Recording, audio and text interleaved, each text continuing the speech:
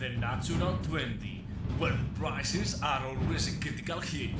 Ψάχνεις κάτι και δεν το βρίσκεις? Στείλα μας στο Instagram τι ψάχνεις και θα το ψάξουμε εμείς για σένα. Το κρυμμένο θησαυρό.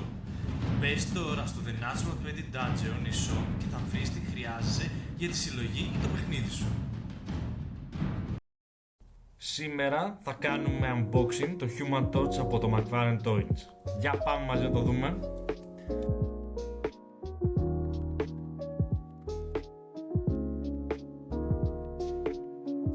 Από ό,τι βλέπω το κουτί είναι πολύ έτσι comic style. Δείχνει ξεκάθαρα ότι είναι συλλεκτικό. Μέσα από ό,τι βλέπω είναι πολύ προσεγμένο, δεν κουνιέται καθόλου, οπότε δεν θα υπάρξει κάποιο θέμα με το άμα θα χτυπηθεί. Ο Human Torch είναι δημιουργημένος από τον συγγραφέα Stan Lee και τον καλλιτέχνη Jack Kirby.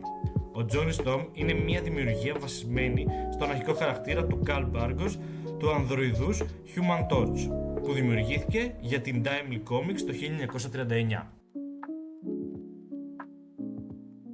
Ο Johnny Storm εμφανίστηκε για πρώτη φορά στο comics The Fantastic Four τον Νοέμβριο του 1961, καθιερώνοντάς τον ως μέλος της ομάδας των υπερηρώων.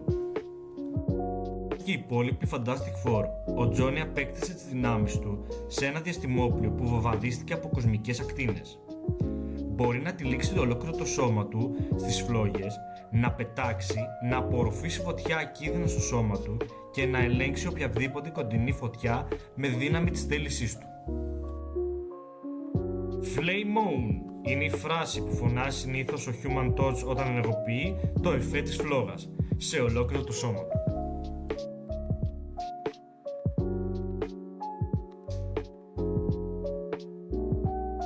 Η φιγούρα είναι μεγάλη, γύρω στα 29 εκατοστά, με έντονες φλόγες και ωραία χρώματα έτσι που το κάνει πολύ όμορφο. Από ό,τι βλέπω το υλικό είναι PVC και είναι πολύ τίμια ποιότητα για McFarlane, γιατί δεν έχει και πάρα πολύ καλά.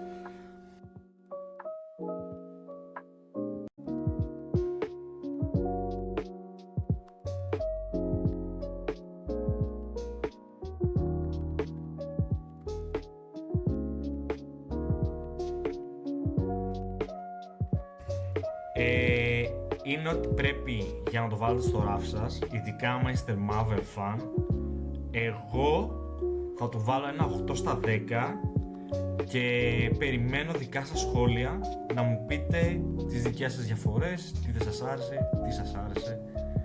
Σας ευχαριστώ πολύ.